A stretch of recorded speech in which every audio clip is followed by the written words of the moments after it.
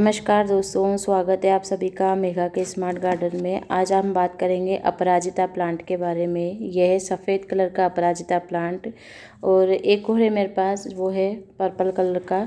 तो दोनों ही प्लांट बहुत अच्छी फ्लावरिंग करते हैं और ये प्लांट बीज से बड़ी आसानी से ग्रो हो जाते हैं। बीज से भी लगा सकते हैं और आप चाहे तो इसे कटिंग से भी लगा सकते हैं। दोस्तों, इस प्लांट के बहुत सारे बेनिफिट्स हैं और ये बहुत ही शुभ प्लांट माना गया है। तो छोटे छोटे गमलों में आप इसको लगाकर अच्छी खासी फ्लावरिंग ले सकते हैं। फूलों में भी बहुत ही ज़्यादा बेनिफिट्स है और इसके बीजों में तो पूछिए ही मत, क्योंकि दोस्तों ये जो बीज है वो बच्चों के लिए बहुत ही काम के होते हैं। जब छोटे छोटे बच्चों को निमोनिया वगैरह हो जाता है तो पीसकर इसका जो है काढ़ा बनाया जाता है और वो बच्चों को दिया जाता है, जिससे कि निमोनिया वगैरह में बहुत ही जो है असरकारक होता है। दोस्तों, ये प्लांट बीज से भी ग्रो हो जाता है। तो इस तरह जब फलियां सूख जाती है तो उनके बीज कलेक्ट कर लीजिए और आप कोई से भी हर मौसम में ये बीज ग्रो हो जाते हैं। ऐसा नहीं है कि आप गर्मी में, बरसात में, ठंड में ग्रो कीजिए, ये सभी मौसम में ग्रो हो जाते हैं। जो औषधीय पौधे होते हैं वो बहुत ही आसानी से ग्रो होते हैं। चाहे आप अश्वगंधा ले लीजिए, चाहे आप शतावरी ले लीजिए, और बहुत सारे प्लांट होते हैं जो बड़ी आसानी से इधर उधर यूं ही ग्रो होते रहते हैं। लेकिन दोस्तों, भूमि आंवला है जो सीजन के हिसाब से ग्रो होते रहते हैं।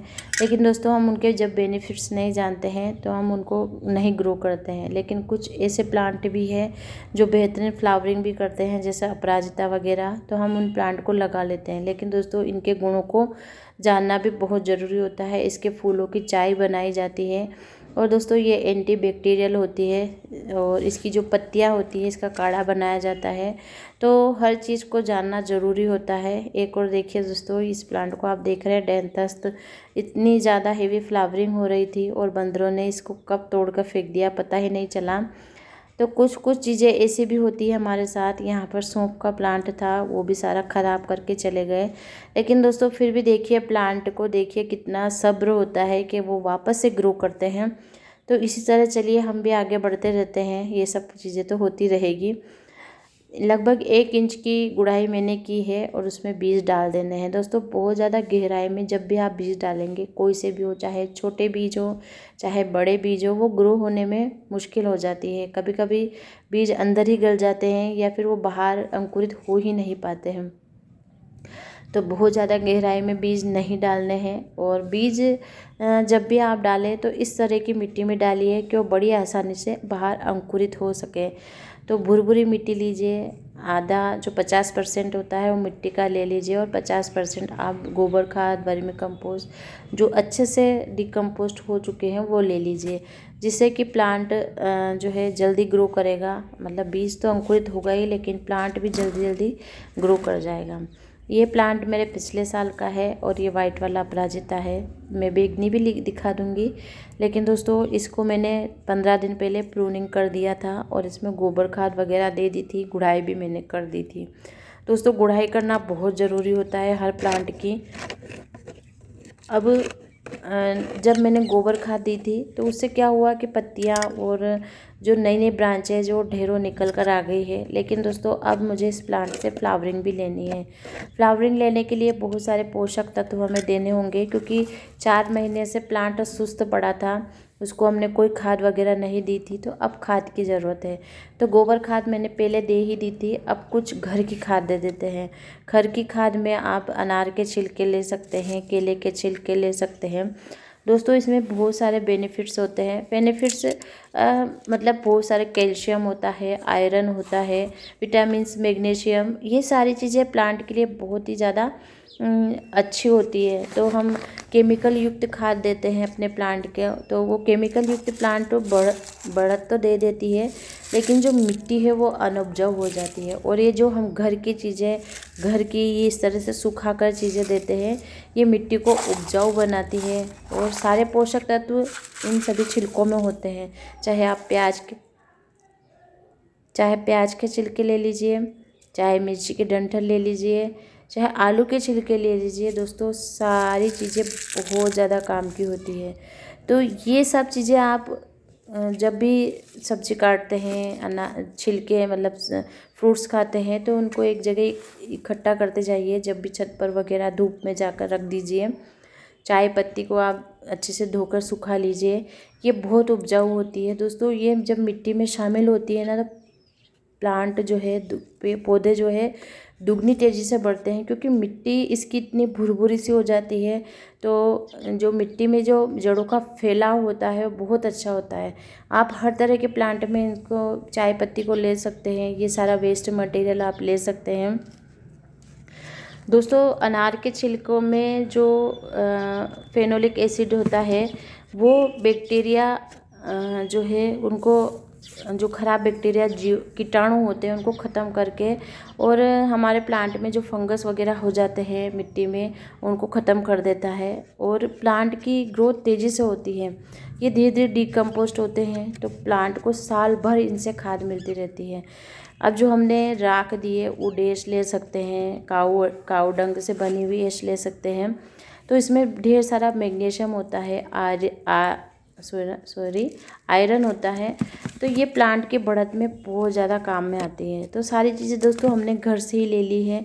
हमें जो केमिकल युक्त है खाद लेने की ज़रूरत ही नहीं है। सपोर्ट दे दीजिए, और बस आपको बस कुछ भी नहीं करना है। आप देखेंगे दोस्तों 15 दिन बाद इस प्लांट में इतनी हेवी फ्लावरिंग होगी। मैं आपको रिजल्ट भी बता दूंगी बहुत जल्दी।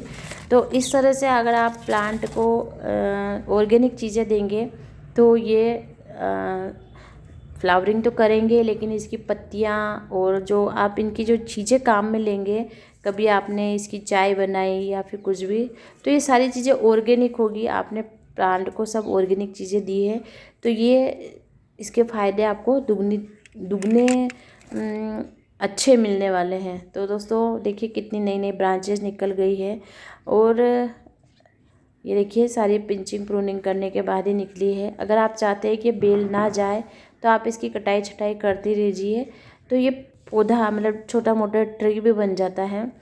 अभी देखिए दोस्तों ये बैंगनी कलर का है। इसकी मैंने गुड़ाई भी नहीं की थी, क्योंकि हर प्लांट एक साथ हम नहीं ट्रीट कर सकते हैं, नहीं ठीक कर सकते हैं। और दोस्तों समर के भी बहुत सारे प्लांट होते हैं, जो हमें हर प्लांट की गुड़ाई और खाद देनी होती है, नए बीज लगाने होते हैं, कटिंग्स लगानी होती है। तो काम बहुत होता है, और मुश्किल से हम घंटा या 2 घंटे हम अपने गार्डन को दे पाते हैं। देखिए दोस्तों बहुत सारे प्लांट जो है मेरे यहाँ रेडी होते रहते हैं। तो मैं क्या करती हूँ, एक एक प्लांटर में 2-2 3-3 प्लांट लगा देती हूँ, जिससे कि कलरफुल जो है बेल हो जाए। ये तो ड्रेनेज को कवर कर दिया है। अब मैं किस तरह से जो है प्लांटर भरती हूँ, आपको ये भी दिखा देती हूँ। क्योंकि दोस्तों हर वीडियो तो आप देखते नहीं हैं, क्योंकि मैं अक्सर आपको बताती हूँ कि मैं वेस्ट मटेरियल का यूज़ बहुत ज़्यादा करती हूँ। फूलों की खाद बहुत जल्दी रेडी हो जाती है। 8 से 10 दिन में, 15 दिन में तो बिल्कुल जो है खाद अपना काम करना शुरू कर देती है। तो बहुत सॉफ्ट होते हैं, बहुत जल्दी गल जाते हैं, डिकम्पोस्ट हो जाते हैं। और दोस्तों इनका कोई हमें जो है पैसा नहीं देना होता है।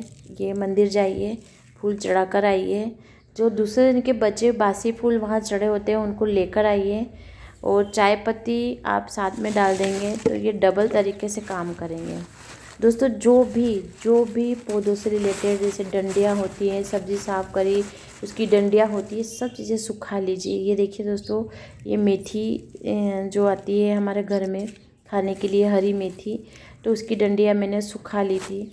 लगभग 4-5 बार मैंने इस तरह सुखाया, और ढेर सारा जो है मेरे पास मतलब जो वेस्ट है इसका, जो मेरे प्लांटर भरने के लिए बहुत अच्छा सा रेडी हो गया।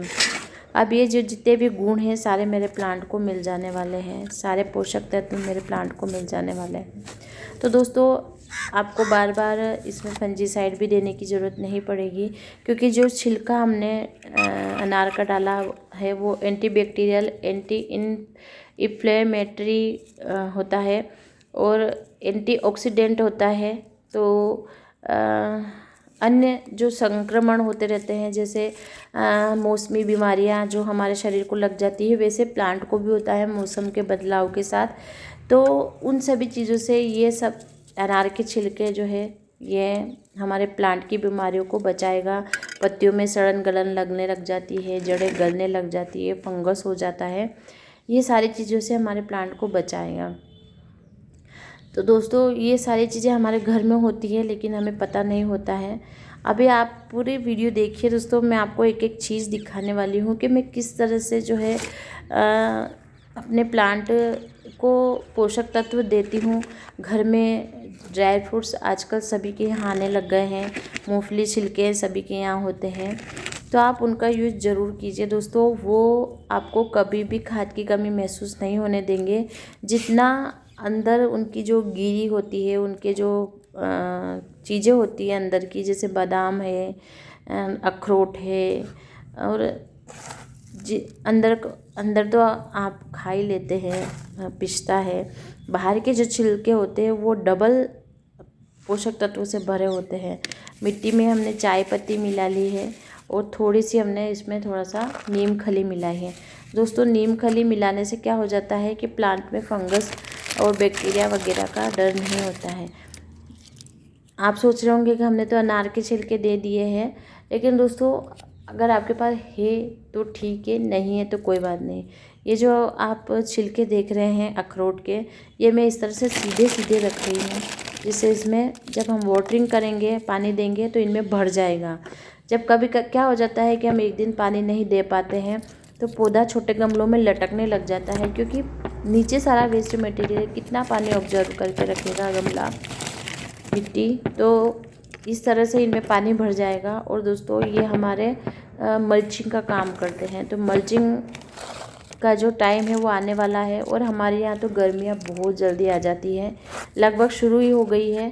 तो मैं इस तरह से मिट्टी में अंदर अखरोट के छिलके सीधे सीधे दबा दूँगी, इनमें पानी भर जाएगा, पानी से ऑब्जर्व करके रखेंगे। थोड़ी सी सरसों खली दे दी है, ये सारे पोषक तत्व मैंने अब दे दिए हैं। अब मुझे पूरे इसमें 5-6 महीने तक कोई खाद देने की ज़रूरत नहीं है। अगर आप चाहें तो लिक्विड खाद जो हम घर पे वो भी वेस्ट मटेरियल से मैं बनाती हूँ वो दे सकते हैं। दोस्तों इस तरह से रिपोर्टिंग करेंगे, आपके प्लांट कभी ख़राब नहीं होंगे, नए नए प्लांट भी रेडी होंगे। और दोस्तों आपको बार बार खाद देने की ज़रूरत नहीं होगी, छोटे प्लांटर में भी आप अच्छी हेवी फ्लावरिंग ले पाएंगे। बेनिफिट्स बहुत सारे अपराजिता प्लांट के आप जाके सर्च कर सकते हैं और इस प्लांट को आप ज़रूर लगाइए, बहुत ही शुभ प्लांट होता है। धन्यवाद दोस्तों।